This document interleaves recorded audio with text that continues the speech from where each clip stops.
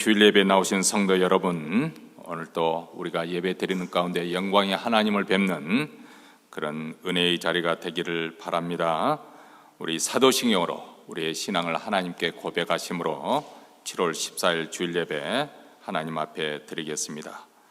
전능하사 천지를 만드신 하나님 아버지를 내가 믿사오며 그의 아들 우리 주 예수 그리스도를 믿사오니 이는 성령으로 잉태하사 동정녀 마리아에게 나시고 본디오 빌라도에게 고난을 받으사 십자가에 못 박혀 죽으시고 장사한 지 사흘 만에 죽은 자 가운데서 다시 살아나시며 하늘에 오르사 전능하신 하나님 우편에 앉아 계시다가 저리로서 산 자와 죽은 자를 심판으로 오시리라.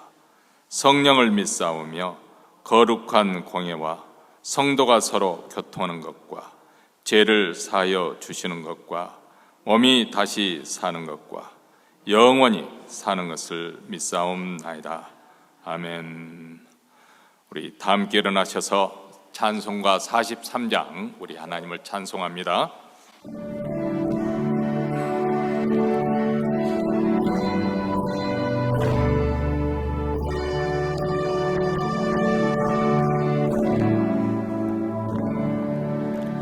찬송으로 보답할 수 없는 큰 사랑 주님의 영광 할렐루야. 형제자매 모두 함께 모여 찬송해 주님의 영광 할렐루야. 하나님의 자녀여 그의 찬송 부르며 밝고 거룩한 길로 기쁨으로 나아가 주의 보좌 앞으로 속히 들어가겠네. 주님의 영광 할렐루야. 우리 받은 그 큰 은혜 말할 수 없네. 주님의 영광 할렐루야. 기쁜 찬송 부르면서 천국 가겠네. 주님의 영광 할렐루야. 하나님의 자녀여 그의 찬송 부르며 밝고 거룩한 길로 기쁨으로 나아가 주의 보좌 앞으로 속히 들어가겠네. 주님의 영광 할렐루야. 잠시 후에 우리 모두 주를 보겠네. 주님의 영광 할렐루야. 영광스런 보좌 위에 거룩하신 주 주님의 영광 할렐루야. 하나님의 자녀여 그의 찬송 부르며 밝고 거룩한 길로 기쁨으로 나아가 주의 보좌 앞으로 속히 들어가겠네. 주님의 영광 할렐루야. 만국 백성 전국에 소리 높여서 주님의 영광 할렐루야. 영원토록 주의 공로 찬하겠네. 주님의 영광 할렐루야. 하나님의 자녀여 그의 찬송 부르며 밝고 거룩한 길로 기쁨으로 나아가 주의 보좌 앞으로 속히 들어가겠네. 주님의 영광 할렐루야.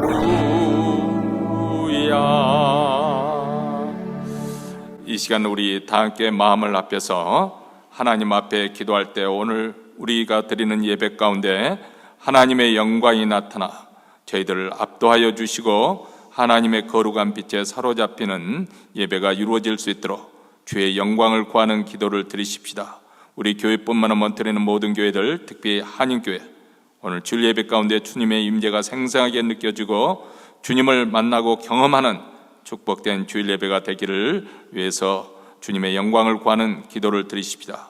두 번째로는 미국 정치의 정쟁이 심화가 되어지고 미움과 중국 가운데 어제도 사건이 일어났습니다. 이렇게 피격 사건이 일어난 이런 혼란스러운 상황 속에서 하나님 미국을 불쌍히 여기시고 다시금 미국을 회복시켜 주시옵소서.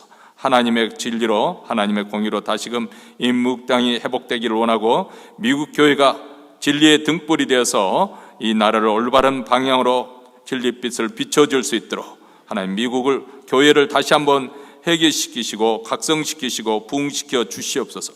위해서 기도하십시다. 세 번째로는 또 우리 자신과 우리 가정에 간절히 소원하는 기도 제목을 우리 소원을 아뢰면서 자녀들을 위해서든지 직장과 사업터나 우리의 삶과 우리의 모든 소원한 바를 하나님 앞에 아뢰며, 특히 우리 교우들 가운데 어려움 가운데, 목장 식구들 어려움 가운데 있는 분들, 병석에 계신 분들, 병원에 계신 분들, 또 수술 후에 치료를 기다리고 계신 분들, 여러 아픈 성도들 위해서 하나님의 치유와 회복의 역사가 오늘 또 예배 가운데 충만하게 우리 기도를 통해서 나타날 수 있도록 이 시간 다 함께 합심해서 통성으로 기도하겠습니다. 자비로우시고 은혜로우신 하나님 아버지, 오늘 또 복된 주일을 맞이하여 그리스도의 피를 힘입어 은혜의 보좌 앞에 나왔습니다. 하나님의 영광과 거룩으로 저희들을 압도하여 주셔서 우리가 살아계신 하나님께 예배함을 생생하게 알고 듣고 보고 경험하는 주일 예배가 되기를 원합니다. 우리 교회뿐만 못되는 모든 교회들, 아버지는 특별히 우리 한인교회 주일 예배 가운데 아버지 예배 드리는 중에 우리 하나님이 함께 하심을, 주님의 임재를 생생하게 경험하게 하시고 하나님을 경험함을 통해서 삶의 삶과 놀라운 변화와 아버지 하나님의 심령의 강팍함이 녹아지는 아름다운 역사, 부흥의 역사, 치유와 회복의 역사가 나타나는 주일 예배가 되어지기를 원합니다. 주께서 주의 영광을 혁혁히 나타내 주셔서 우리 하나님 이제도 살아계시며 역사의 주관자이심을 알게 하여 주시옵기를 원합니다. 하나님 아버지, 우리가 살고 있고 우리의 자손들이 살아갈 이 미국 땅을 위해서 기도합니다. 어제나 아버지 하나님의 총격 사건이 일어나는 그러한 충격적인 일이 벌어지고 있는 이 미움과 아버지 중언과 파벌과 갈등과 분열의 역사 속에서 우리 하나님 아버지 주께서 개입하시고 이 나라에 다시 한번 화평함이 임하게 하여 주시고 이 나라에 다시금 사랑으로 화합되게 하여 주시고 아버지 다시 한번 아버지 이 나라 분열된 주님의 뜻으로 아버지 봉합될 수 있도록 우리 하나님 특사히 여겨 주시옵시고, 특별히 하나님의 교회가 아버지 하나님 다시 한번 각성하고 끼어 일어나기를 원합니다. 그래야 아버지 하나님 교회 이 사회에 다시 한번 부흥의 아버지 불씨가 아버지 다시금 당겨져서 아버지 하나님의 진리의 빛으로 이 나라를 온전하게 이끌어갈 수 있도록 하나님의 교회를 주께서 부흥하게 하시고 새롭게 하시고 충만케 하시고 다시 한번 각성시키시고 해결시키고 우리 하나님께서 부흥을 허락하여 주시옵기를 원하고 기도합니다. 오늘 또 예배드릴 가운데 하나님, 우리 자신의 우리 가정의 2024년 가정의 기도 제목을 가지고 하나님 앞에 나왔습니다. 자녀들의 문제를 놓고 또 직장과 사업들을 놓고 우리의 장래 사원한 바를 하나님께 아뢰며 기도할 때 하나님 오늘 또 들으시고 응답하여 주시되, 특별히 교우들 가운데 아버지 어려움과 문제 가운데 힘든 고난 가운데 있는 성도들 주께서 붙잡아 주시고 아버지 병든 자들을 치유하시고 병에 있는 자들 아버지 하나님 병원에 있는 자들을 주께서 이루하시며 공부하시며 아버지 수술의 치료를 아버지 회복을 기다리는 성도들에게 우리 하나님의 회복케 하시는 은혜가 충만하게 임하게 하여 주셔서 오늘도 주의 나라가 힘있게 이 땅에 경험되게 하시고 주의 나라가 확장되고 전파되는 데 귀한 시간이 될 수 있도록 우리 기도를 들으시고 우리 기도에 응답하여 주시옵기를 원하고 기도하오니 주님의 선하심과 주님의 하나심으로 주님의 충만하심으로 또 이 시간 생생하게 경험할 수 있도록 도와주시옵소서. 하늘에 계신 우리 아버지여, 이름이 거룩히 여김을 받으시오며 나라의 임하옵시며 뜻이 하늘에서 이룬 것 같이 땅에서도 이루어지이다. 오늘날 우리에게 일용할 양식을 주옵시고 우리가 우리에게 죄진 자를 사하여 준 것 같이 우리 죄를 사하여 주옵시고 우리를 시험에 들게 하지 마옵시고 다만 악에서 구하옵소서. 대개 나라와 권세와 영광이 아버지께 영원히 싸움나이다.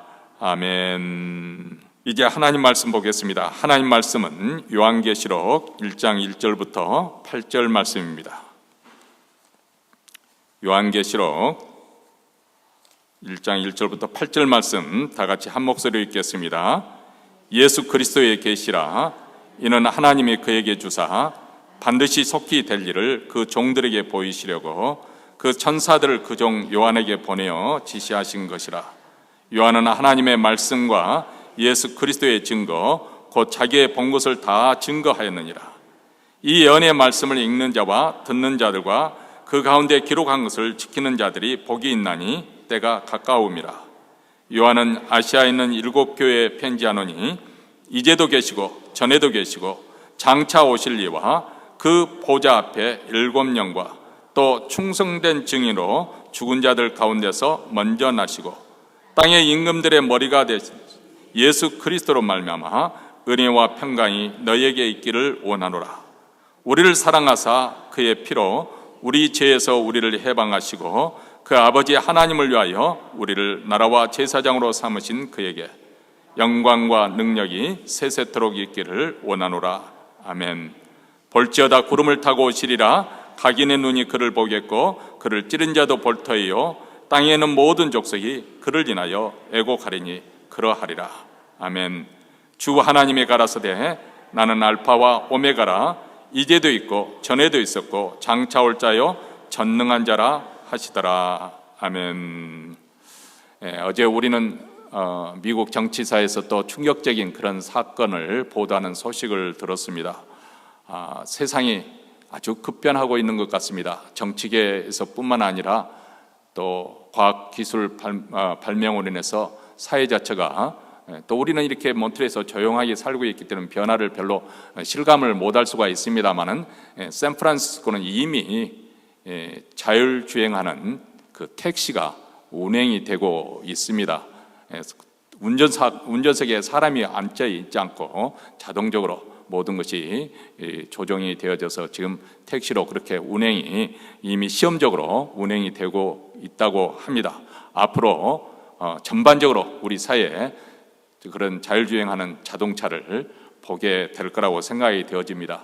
또 그리고 하루와 다르게 지금 소식이 들려오는 인공지능, 인공로봇 이런 관한 소식을 들을 때마다 앞으로 이것들이 기술 문명이 우리에게 좋은 쪽으로 긍정적으로 영향을 끼쳐서 우리가 더 편리하고 더 유익되게 그렇게 살아갈 수 있겠다 그런 생각도 들고 또 많은 사람들이 우려하는 것처럼 또 부정적인 죄로 과연 앞으로 펼쳐질 세계가 과연 더 나은 세계로 나아가고 있는 것인지 아니면 인류의 멸망을 더 그만큼 가깝게 당기는 그런 파멸의 도구가 될 것인지 많은 사람들이 지금 혼란과 또 불안한 가운데 또 이런 기술 문명이 발전됨에 따라서 우리의 불확실성도 그만큼 커져가고 있고 또 거기에 따라서 우리의 불안감이나 두려움도 커져가고 있는 것은 분명한 사실입니다.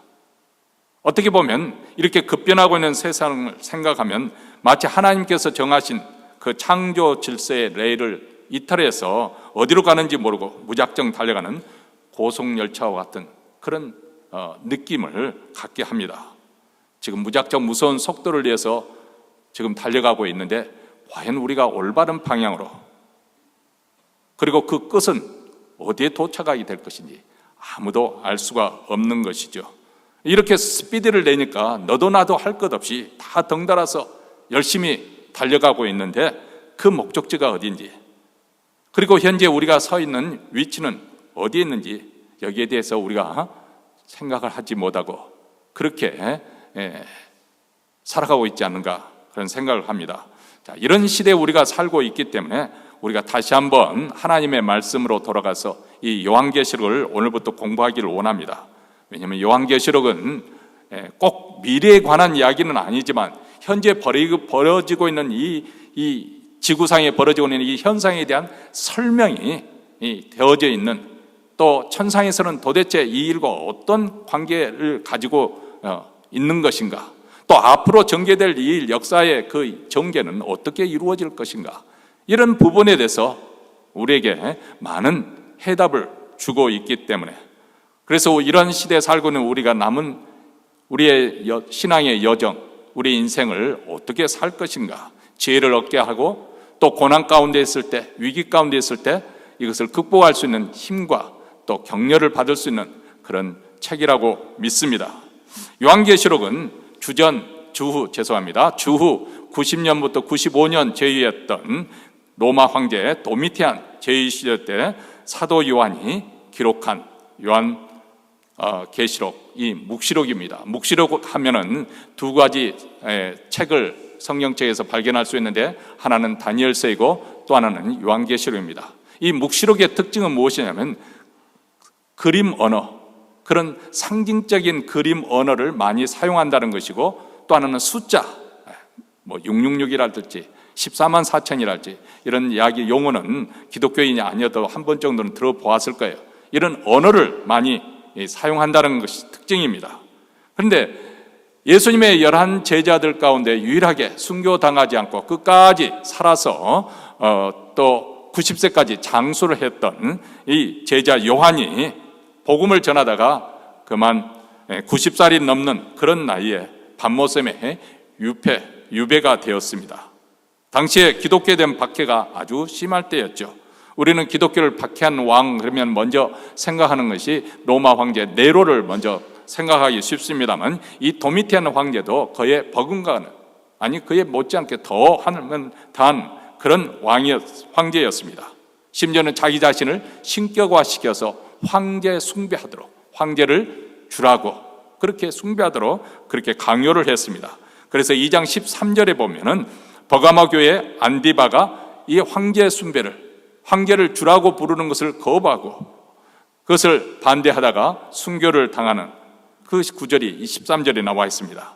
많은 신자들이 감옥에 갇혔고 또 요한처럼 반모섬이나 이런 다른 곳에 또 유배가 되는 그런 상황입니다. 이 요한은 반모섬에서 하루 종일 채석장에서 돌을 깨거나 무거운 돌을 나누면서 노역을 강요당했습니다. 한번 생각해 보시기 바랍니다. 90세 그 나이가 되면 아무리 정정한 사람이라도 자기의 한 몸을 건사하기도 쉽지 않은 그런 나이입니다. 그런데 태양빛에서, 뜨거운 태양빛 아래서 하루 종일 돌을 깨고 나르는 강제 노역을 당하니 얼마나 힘들고 고통스럽겠습니까? 요한만 힘든 것이 아니라 함께 그런 고통을 겪고 있고, 또 그런 요한, 나이든 요한, 사도 요한을 바라보는 그 성도들의 그 심정이 얼마나 힘들었을까 생각을 해봅니다. 왜 우리 성도들은 이만큼 이렇게 힘든 박해를 당해야 하는 것인가? 도대체 주님은, 우리가 고통당하는 이 가운데서 우리 주님은 어디에 계시는 것일까? 다시 오신다고 약속하신 예수님은 왜 아직까지 오시지 않는 것일까? 아마 여러 가지 생각들, 회의적인 그런 생각들이 들지 않았겠습니까? 이런 가운데 있던 그 사도 요한에게 우리 주님께서 계시를 보여주셨다.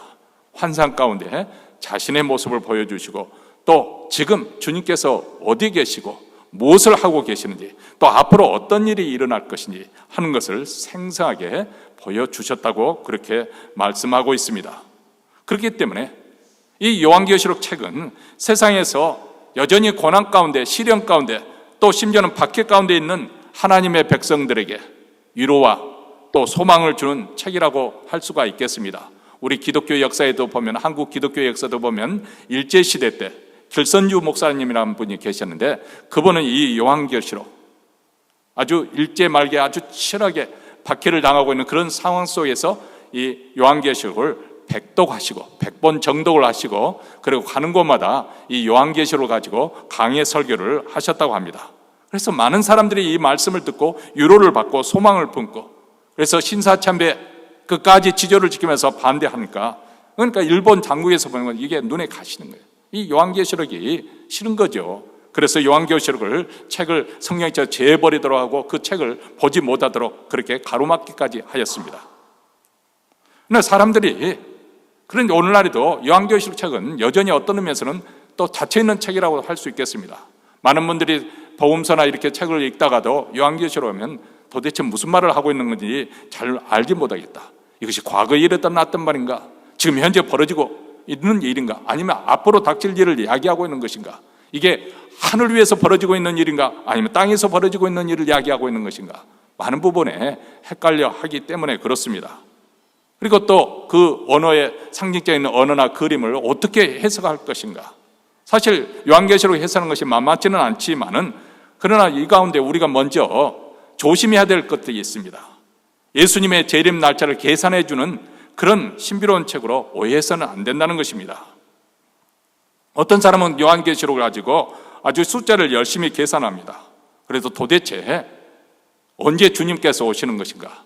도대체 몇 사람이나 구원을 받는 것인가? 이것에 관심이 많죠.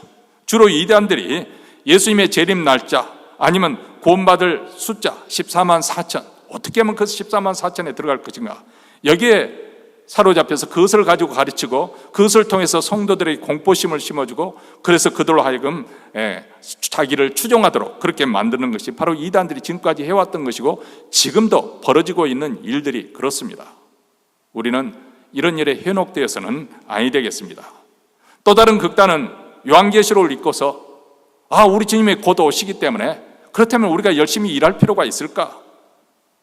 현실을 부정하거나 도피하는 그런 합리화시키는 그것으로 기울어지지는 않아야 하겠습니다. 현재 맡겨진 책임과 의무를 다하지 않고 우리 주님 오시는 기만을 기다린다고 해서 좋은 신앙이 아니고 또 요한계시록 그것은 잘못 해석하는 것이겠죠. 요한계시록은 그런 목적으로 쓰여진 책이 아니라는 것입니다. 요한계시록의 주제는 무엇인가? 한마디로 이 세상과 이 전체 우주, 세상 만물 그리고 인류의 역사, 그 모든 세상 권세를 쥐고 계시는 분이 누구신가 하는 것을 분명하게 보여주고 있는 책입니다. 그리고 이 역사의 주가 되시는 우리 주님께서 얼마나 하나님의 백성, 교회 공동체를 사랑하시고 귀하게 여기고 계시는가 하는 것을 가르쳐주는 책입니다. 우리는 요한계시록 공부를 통해서 예수 그리스도께서 얼마나 영광스러운 그런 분이신가 하는 것을 우리가 알 수가 있고 그 영광스러운 우리 주님께서 천상에서 지금도 우리를 위해서 중보하고 계신다 하는 것을 볼 수가 있습니다. 물론 우리가 살고 있는 이 세상은 악이 여전히 존재하고 있습니다. 불의한 색이 득세할 수도 있습니다. 교회를 핍박하는 사단의 세력이 여전히 세상 곳곳에서 지금도 역사하고 있습니다. 그러나 요한계시록이 우리에게 분명하고 확실하게 가르쳐주는 것은 악이 끝까지 승리하지 못할 것이라는 것입니다. 그리고 선이 궁극적으로 승리하게 될 거라는 것입니다. 그렇기 때문에 요한계시록 공부를 통해서 우리는 영광 중에 계시는 우리 주님이 어떤 분이신 것을 다시 한번 확인하고 그리고 그분이 이 역사를 어떻게 이끌어가고 계시고 앞으로 우리가 맞이할 세상이 어떤 세상 가운데서 어떤 믿음을 가지고 살아야 할 것인지 우리가 이것에 대해서 분명히 하고 또 여기에 대해서 확신을 가지고 담대한 마음으로 세상을 살아가야 하겠습니다. 세상이 불안정하기 때문에 불확실하기 때문에 그래서 염려가 많고 근심도 많고 도대체 이것을 앞으로 미래를 어떻게 준비할 것인가. 그런데 염려할 것이 없는 것이 우리 주님이 우리와 함께 하신다는 거예요. 그분이 역사의 주인이 되시고 앞으로도 이 역사를 이끌어 가실 그런 주권자라는 사실을 우리가 분명히 믿고 우리가 주님 편에 서서 주님과 함께 동행하면서 주님의 말씀에 순종하며 살면은 우리는 반드시 승리하게 될 거라는 것을 확신할 수가 있는 책이 바로 요한계시록입니다. 여러분, 기독교가 세상 모든 종교와 학문으로부터 구별되는 그 지점이 있습니다.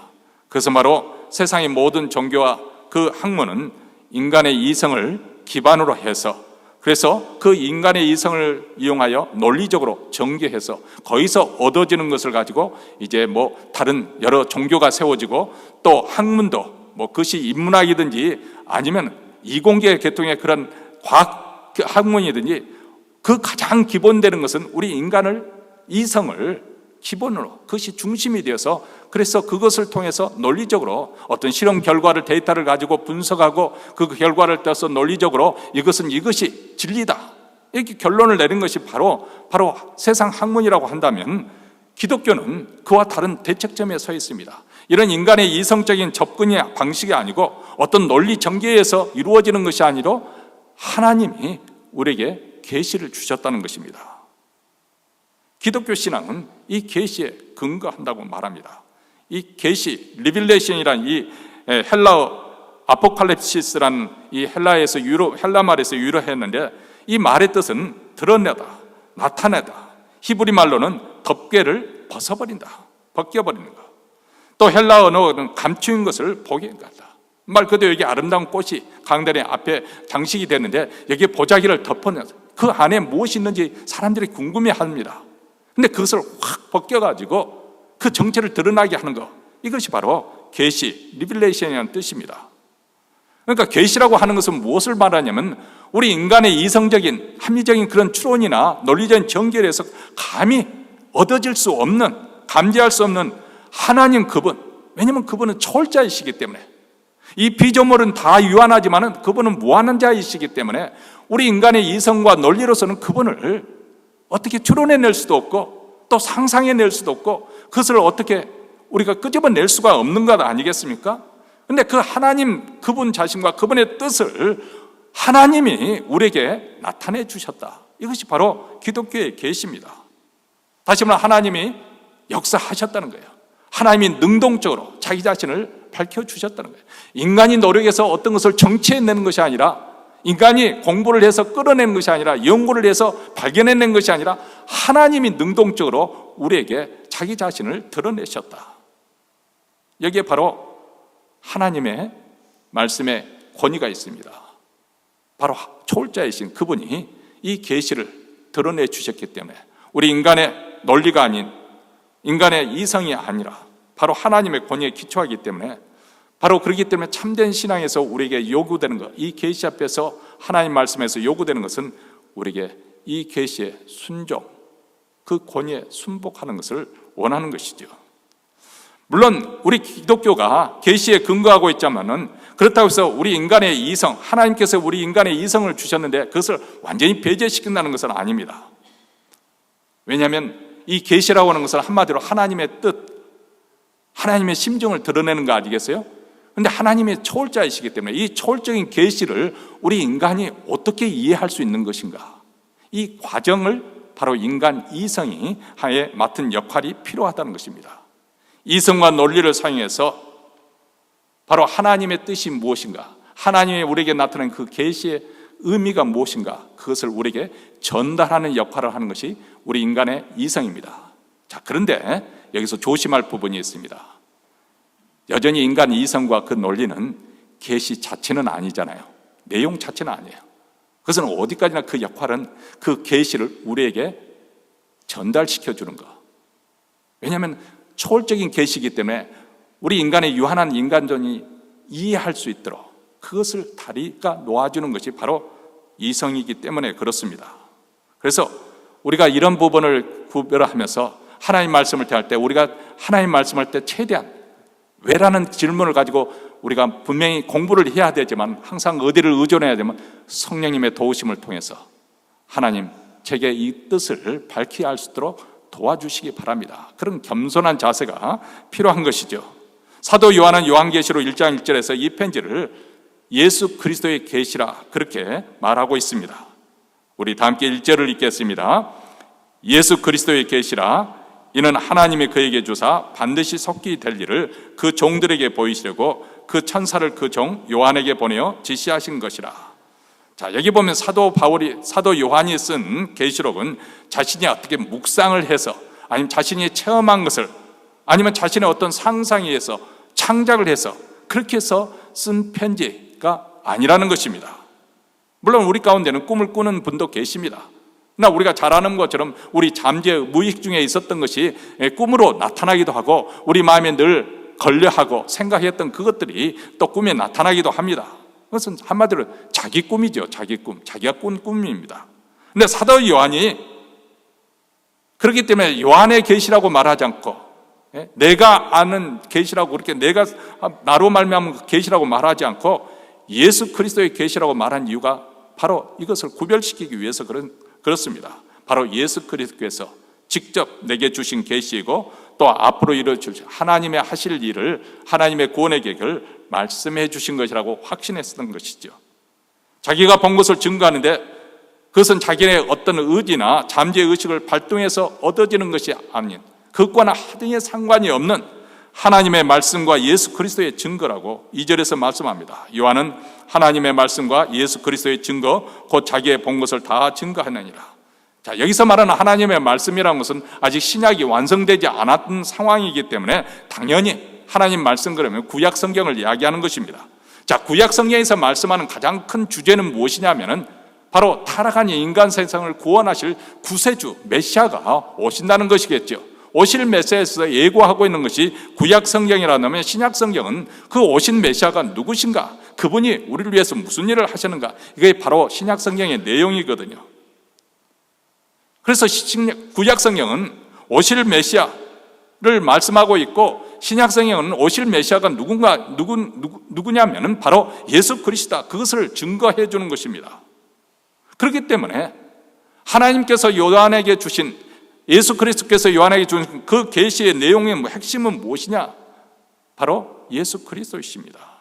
예수 그리스도께서 이 계시를 준 당사자가 되고 그 내용이 되고, 그리고 그 내용, 계시의 핵심 내용이 되는 것이죠.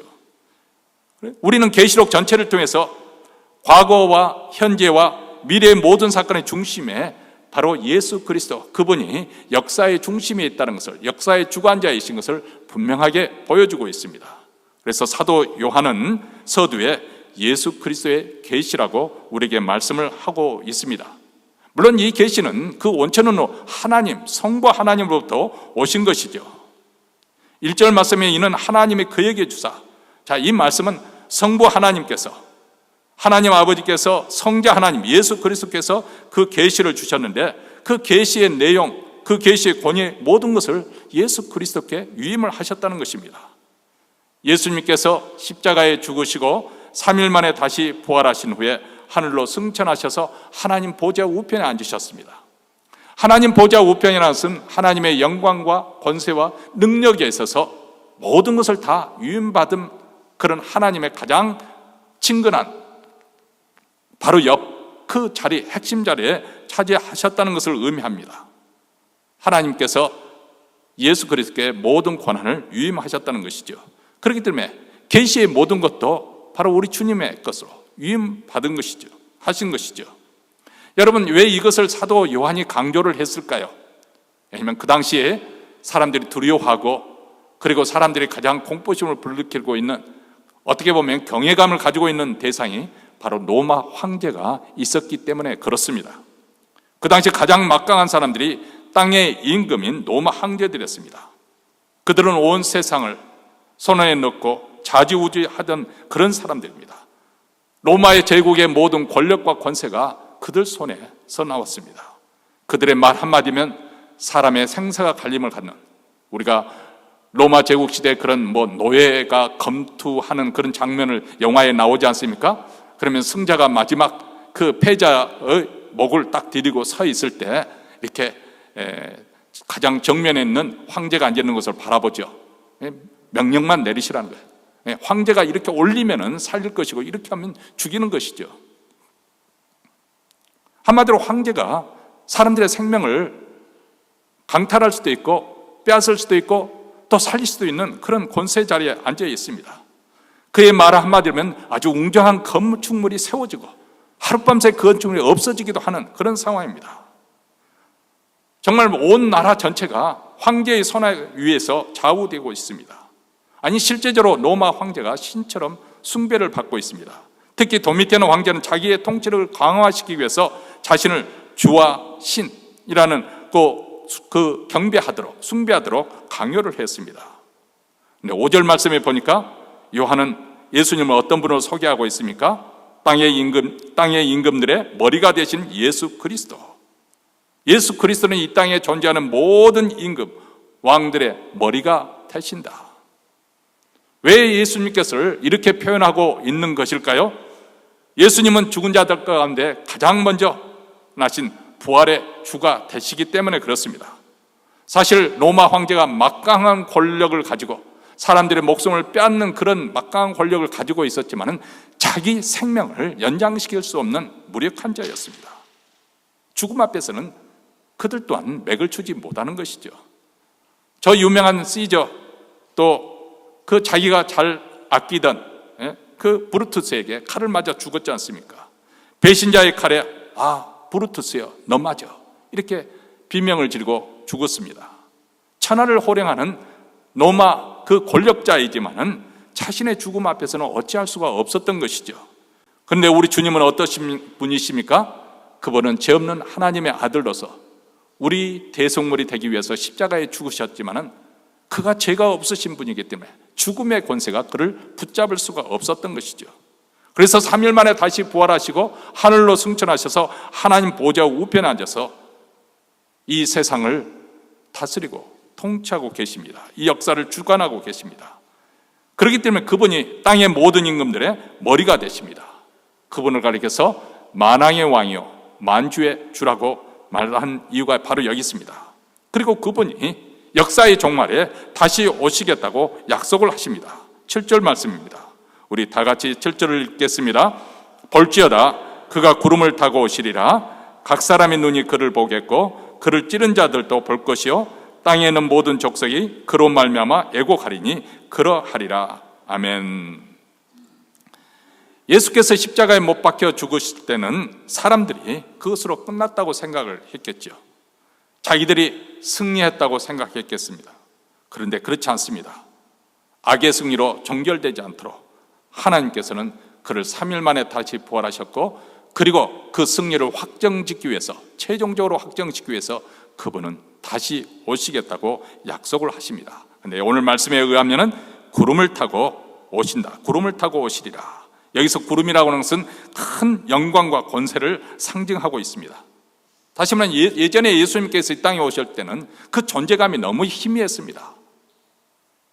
그분은 로마 제국에서 가장 로마 제국에서 가장 생각을 많이 하고 고려를 많이 하는 것은 세금을 많이 거둘 수 있는 비옥한 토지가 있거나 금보화가 많이 출산되거나 이런 것을 아주 귀중하게 중요한 자산으로 여겼지만은 팔레스타인은 보잘것없는 곳이었어요. 그런 곳에 전혀 해당되지 않는 그런 곳이었습니다. 그렇게 로마 제국 중심으로부터 가장 치우쳐 있는 변방에 있는 팔레스타인, 그곳에도 여관의 방이 없어서 마구간에 있는데 그 구유에 아기 예수가 누이셨습니다. 그리고 그분이 고난을 받으시고 십자가에 죽으셨습니다. 자, 이번에 예수님께서 이렇게 첫 번째 오신 것은 하나님의 대속 제물이 되기 위하여서, 하나님의 어린 양으로서 이 땅에 우리 인간의 죄를 대속하기 위해서 이 땅에 오셨습니다. 그래서 사람들이 그를 생각할 때 정말 무시해도 될 만큼 그를 아주 쉽게 가볍게 여겼습니다.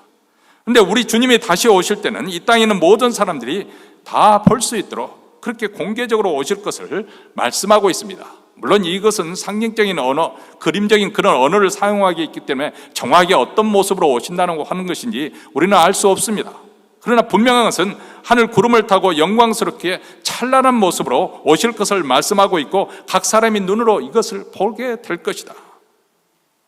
그때 예수님의 옆구리를 창으로 찔렀던 로마 군병도 보게 될 것이고, 예수님의 얼굴에 침을 뱉고 조롱을 하고 주먹으로 때리고 채찍을 졌던 자들도 보게 될 것이고, 예수님 십자가 밑에서 내가 구원자거든 내려와서 우리를 한번 너 자신을 스스로 구원해보라, 그렇게 조롱했던 사람들도 보게 될 것입니다.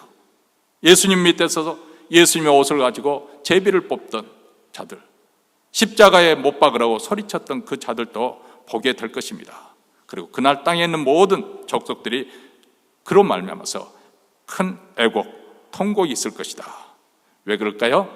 자신의 죄와 사감이 다 드러나게 되고, 이제는 쭉정이와 알곡을 가르는, 양과 염소를 가르는 그런 때가, 이제 타작마당에 알곡을 걷어들이는 그런 때가 왔기 때문에, 추수의 때가 됐기 때문에, 심판이 임박했다는 것을 알기 때문에, 그때는 하나님의 말씀 듣기를 거부하고 거절하고 자기 멋대로 자기 마음대로 살던 그 사람들이 땅을 치며 통곡하게 될 날이 될 거라고 그렇게 말씀을 하고 있습니다.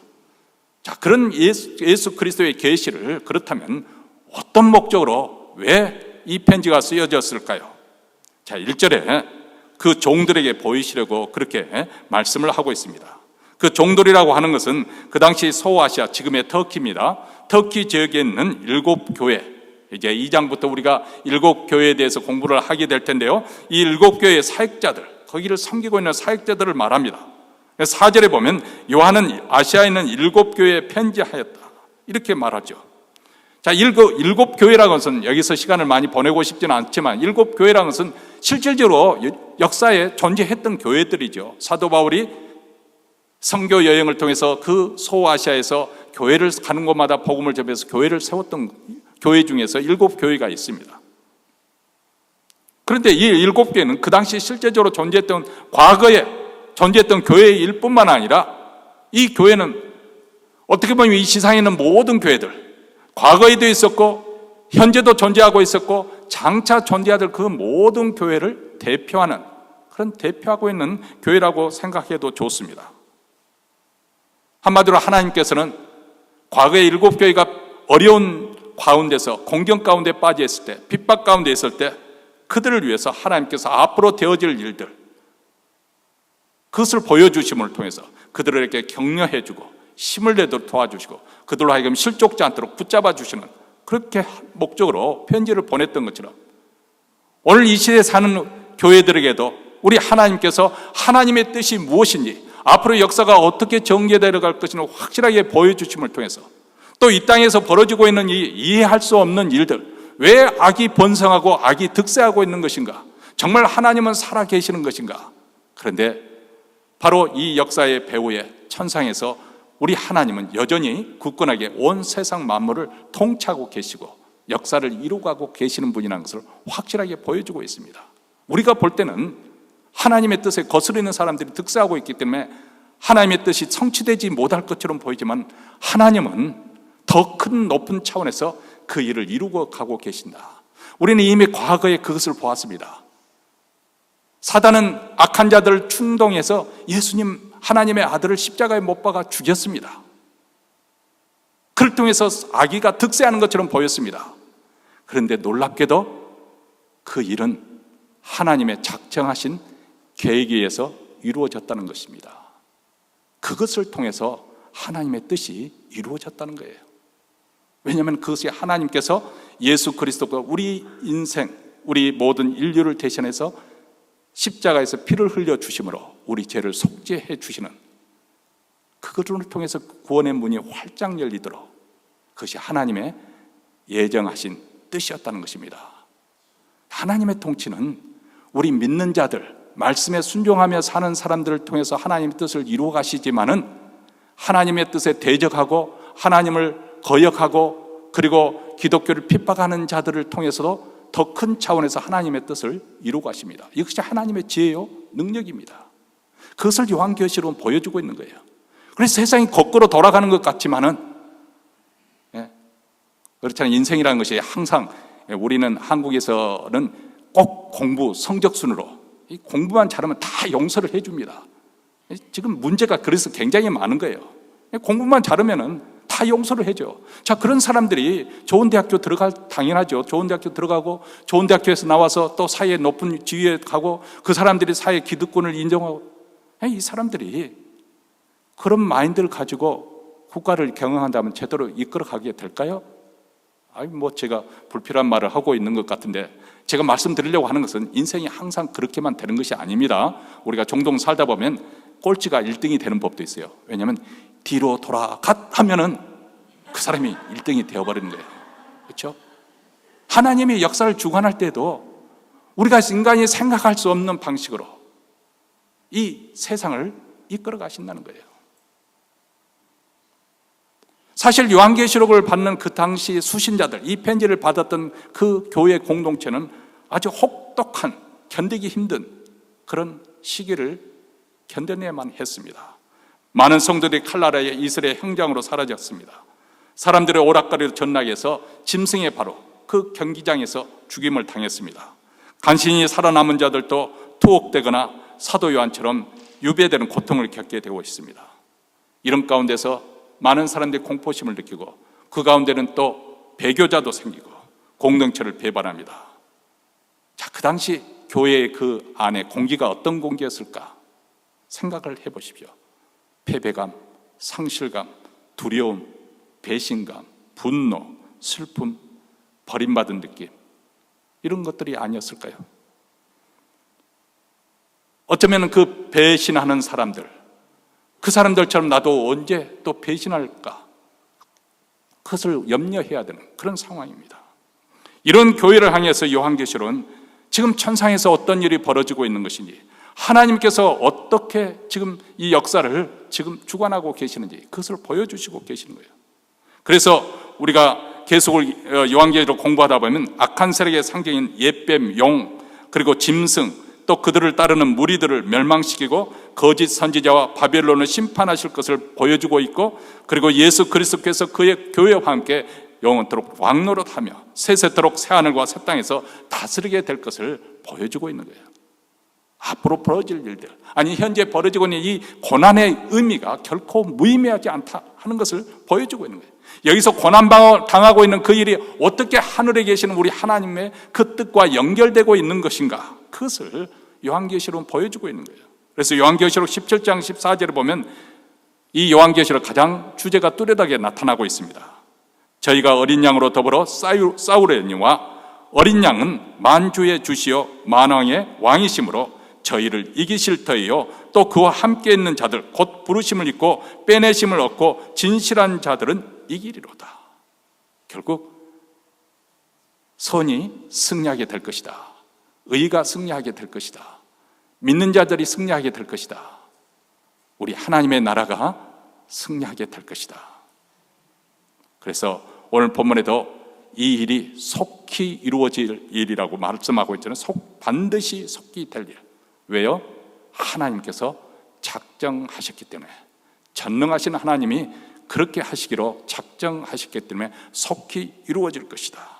여러분, 축구 경기가 물론 경기 시간이 딱 초과하지만은 그렇다 해서 바로 주심이 휘슬을 불지 않습니다. 왜냐하면 경기 도중 하다 보면 뭐 페널티킥 차다가 그 시간 루스하는 타임이 있거든요. 그것을 이제 다 채우기 위해서 연장하는 그 주어진 시간이 있어요. 그런데 때로는 그 5분이면 5분, 10분이면 더 연장을 해서 경기하는데 그때 또 역사가 벌어지기도 하는 경우가 참 많이 있습니다. 하지만은 경기 시간이 지나고 난 다음부터는 카운트다운에 이미 들어간 거예요. 언제든지 심판관이 휘슬을 불게 하면 경기는 다 끝나고 맙니다. 역사의 종말도 지금 마찬가지입니다. 이미 카운트다운이 시작된 것입니다. 언제든지 우리 주님이 역사의 무대에 짠 하고 나타나실 수가 있는 것이죠. 다만 하나님께서 왜 우리가 생각하는 것처럼 더디 오시는 것일까? 우리 하나님은 자비로우시기 때문에 모든 사람들이 멸망당하기를 원치 아니하시고 구원에 이르기를 원하신다고 말씀하지 않습니까? 베드로후서 3장 9절부터 13절 말씀입니다. 주의 약속은 어떤 이에 더디다고 생각하는 것 같이 더딘 것이 아니라 오직 너희를 다하여 오래 참으사 아무도 멸망치 않고 다 회개하기를 이르기를 원하시느냐. 그때까지 우리 하나님이 있냐고 기다리시는 거예요. 그러나 이미 작정한 때가 되면 주의 날이 도적같이 오리니 그날에는 하늘이 큰 소리로 떠나가고 체질이 뜨거운 불에 풀어지고 땅과 그 중에는 모든 일이 드러나리로다. 이 모든 것이 어떻게 이렇게 부러지리니 너희가 어떠한 사람이 되어야 마땅하니요 거룩한 행실과 경건함으로 하나님의 날을 임하기를 바라보고 간절히 사모하라. 그날에 하늘이 불에 타서 풀어지고 체질이 뜨거운 불에 녹아지려니와 우리는 그의 약속한 대로 의에 거하는 바 새하늘과 새 땅을 바라보리로다. 사랑하는 성도 여러분, 뉴스를 들을 때마다 깜짝깜짝 놀라지 않습니까? 많은 변화가 일어나고 있는 것은 분명한 사실이고, 그런데 모든 것이 다 긍정적으로 변화되지 않고 오히려 불안감을, 두려움을 조성시키는 그런 사건들이 많이 일어나고 있습니다. 성경에서 이미 이것을 예고를 하고 있습니다.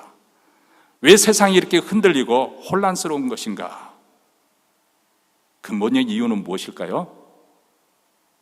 물론 여러 가지 일으키는 원인들이 있을 것입니다. 정치라면 서로 정쟁, 파쟁이 너무 심해져 심화가 되었기 때문에 그런 미움과 증오가 증폭돼서 그런 사건으로 나타날 수도 있는 거고요. 다 맞습니다. 그런데 가장 근본적인 이유는 성경이 얘기할 것 같으면 하나님이 세상을 흔들고 계시기 때문에 그렇습니다. 세상을 흔들으시는 이유가 무엇인가? 이 불의로 가득 찬 이 기존 질서를 다 무너뜨리고 새로운 질서가 도래할 수 있도록, 우리가 건물을 새로 떼려면 먼저 있던 기존 건물을 다 무너뜨려야 됩니다. 죄와 불의로 범벅된 이 세상을 다 파쇄한 후에 우리에게 새하늘과 새 땅을 주시기 위해서 근본적으로 우리 하나님이 이 세상을 흔들고 계시는 줄 믿습니다. 히브리서 12장 26절과 27절에서 이렇게 말씀하고 있습니다. 그때에는 그 소리가 땅을 진동하였거니와 이제는 약속하여 가라사대 내가 또 한 번 땅만 아니라 하늘도 진동하리라 하셨느니라. 이 또 한 번이라 하심은 진동치 아니하는 것을 영존케 하기 위하여 진동할 것 곧 만든 것들의 변동될 것을 나타내십니다. 여러분, 우리가 이런 시대에 우리가 살고 있기 때문에 이런 일이 일어날 때마다 두려워할 것이 아니고 다시금 하나님의 말씀, 예수 그리스도 계시, 이 요한계시록을 공부하면서 우리가 다시 한번 우리의 말씀이 우리의 마음의 중심이 되고 우리의 마음이 이 말씀에 붙잡혀서 중심이 흔들리지 않게 되기를 바랍니다. 세상에 일어난 일로 인해서 두려워할 것이 아니고 오히려 우리가 소망하던 일들, 그 하나님의 때, 구원의 날이 그만큼 가까웠다는 사실을 믿으시기 바랍니다. 염려하고 두려워할 것이 아니고 오히려 믿음을 가지고 더 담대하게 하나님의 말씀대로 우리가 믿음대로 사는 우리 모두가 되어져서, 그래서 우리 주님이 다시 오는 그날 우리도 함께 기쁨으로 그 주님을 맞이할 수 있게 되기를 주의 이름으로 축원합니다. 기도하겠습니다.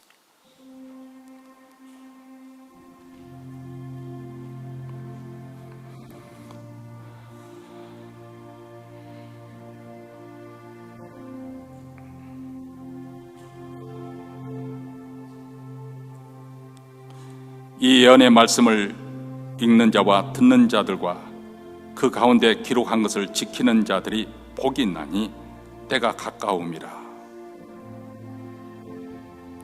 사랑하는 성도 여러분, 복 있는 사람은 예언의 말씀을 읽는 자, 즉 하나님의 말씀 성경책을 읽고 듣고 그 말씀에 기록한 것을 지키는, 믿음을 지키는 자들입니다. 왜냐하면 때가 가깝기 때문입니다. 하나님 아버지 감사합니다. 세상이 많이 혼란스럽고 사람들이 두려움과 불안감이 증폭되어가는 이런 시대, 우리는 이런 시대 분위기에 휩쓸려서 요동하지 아니하고 오히려 고개를 들어 영광의 주님을 바라보며 믿음을 가지고 말씀대로 담대히 사는 저희들의 신앙이 되기를 원합니다. 누가 복된 자입니까? 바로 말씀을 듣고 그 말씀대로 순종하며 지키는 자들이 복되다고 하였습니다. 세상의 여러 풍조와 풍습이 요동하고 우리를 휩쓸어 가려 하지만은 우리는 말씀으로 우리 중심을 지키며 우리의 신앙의 길을 가는 우리 모두가 될 수 있도록 도와주시옵소서. 우리 구주 예수 그리스도의 이름으로 기도하옵나이다.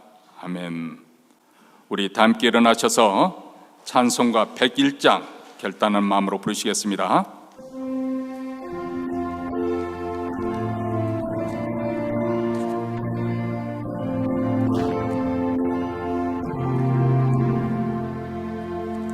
주위에 있는 이름 중 귀하고 높은 이름, 나시기 전에 지으신 구주의 이름 예수.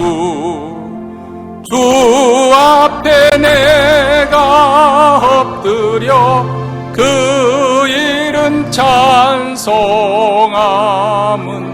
내 귀에 들린 말씀 중 귀하신 이름 예수.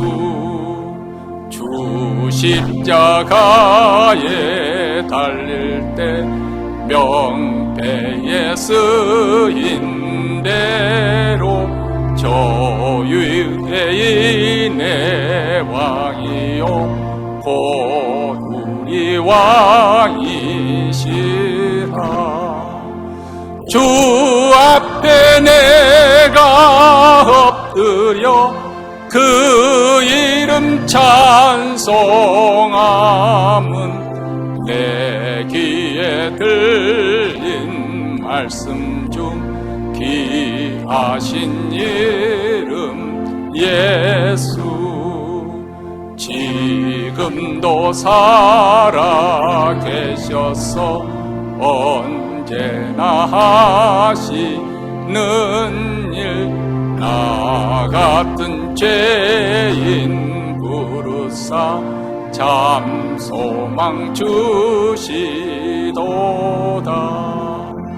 주 앞에 내가 엎드려 그 이름 찬송함은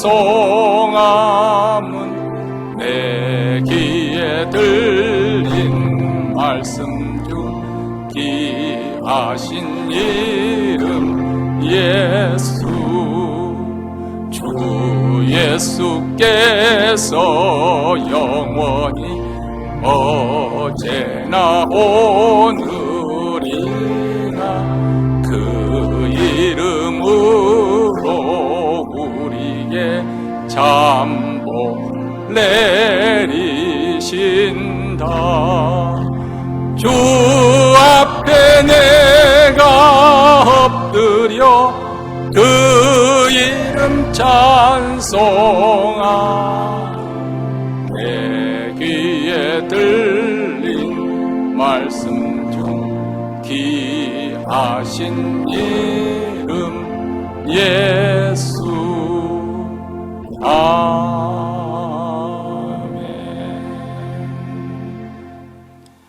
이제는 우리 구주 예수 그리스도의 은혜와 하나님 아버지의 무한하신 사랑과 성령의 교통하심이 오늘 계시된 하나님의 말씀을 마음에 담고 그 말씀대로 담대히 살기로 다짐하며 이 자리를 떠나는 사랑하는 주의 백성들 가정과 기업과 교회 위에 영원토록 함께 있을지어다. 아멘.